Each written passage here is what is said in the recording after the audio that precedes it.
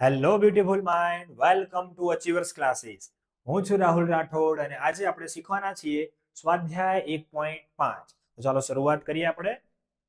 સ્વાધ્યાય 1.5માં પ્રશ્ન નંબર 1 એનો પહેલો દાખલો. પહેલા દાખલામાં રકમ કંઈક આ પ્રમાણે આપણને આપી છે. 64 ની કેટલી ઘાત આપી છે? 1/2. હવે અહીંયા આપણે એક જ વસ્તુ ધ્યાનમાં રાખવાની છે કે ભાઈ જે પણ ઘાત આપી છે એ ઘાતના છેદમાં જે સંખ્યા હોય એ સ્વરૂપમાં આપણે આ અંકને ફેરવીશું. અહીંયા 64 આપ્યા છે તો એને કેવી રીતે ફેરવવાનો? તો કે ઘાતના છેદમાં આપેલ સંખ્યાની ઘાત સ્વરૂપે દર્શાવવાનું છે.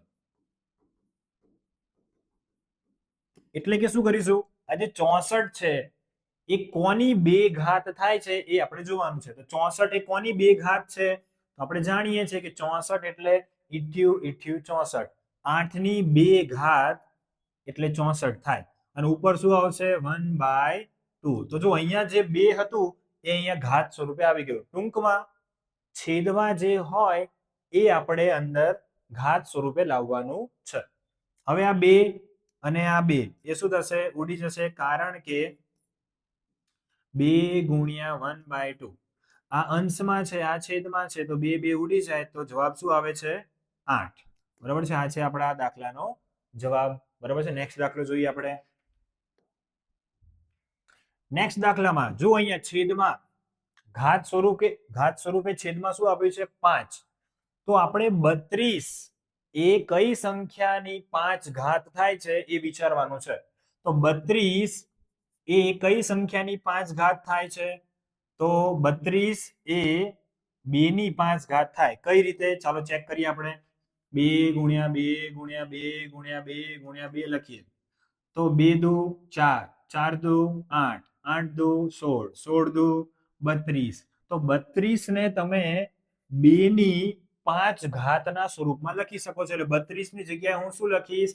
2 ની 5 ઘાત. અને અહીંયા ઉપર શું છે? 1/5. હવે આ અંશમાં કહેવાય, આ છેદમાં કહેવાય. તો અંશ અને છેદ શું થશે? બંને ઉડી જશે. આ રીતે થશે. બરાબર છે? બંને ગુણાકારમાં છે, આ અંશમાં ના છેદમાં, તો અંશ અને છેદ ઉડી જાય એટલે જવાબ શું આવે? 2 ની 1 ઘાત. 2 ની 1 ઘાત એટલે જવાબ આવ્યો 2. તો આ છે આપણો ફાઇનલ આન્સર. ચાલો આપણે જોઈએ નેક્સ્ટ દાખલો. દાખલા નંબર 3.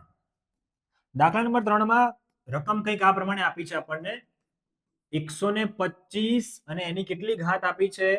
1/3. તો છેદમાં 3 છે એટલે 125 જે છે એને કોઈ સંખ્યાની 3 ઘાતના સ્વરૂપમાં દર્શાવવાનું છે. તો 125 એ કોની 3 ઘાત થશે? આપણે જાણીએ છીએ 5 ગુણ્યા 5 ગુણ્યા 5.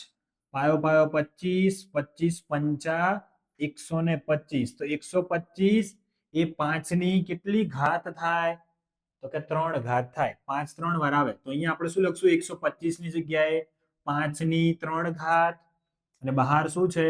1/3. તો આનો મતલબ શું થાય? કે 3 અને 1/3 એ ગુણાકારના સ્વરૂપમાં છે. 3 અંશમાં છે, આ 3 છેદમાં છે, તો અંશ અને છેદ ઉડી જાય એટલે જવાબ આવે 5 ની 1 ઘાત એટલે કે 5. તો આ છે આપણો ફાઇનલ આન્સર.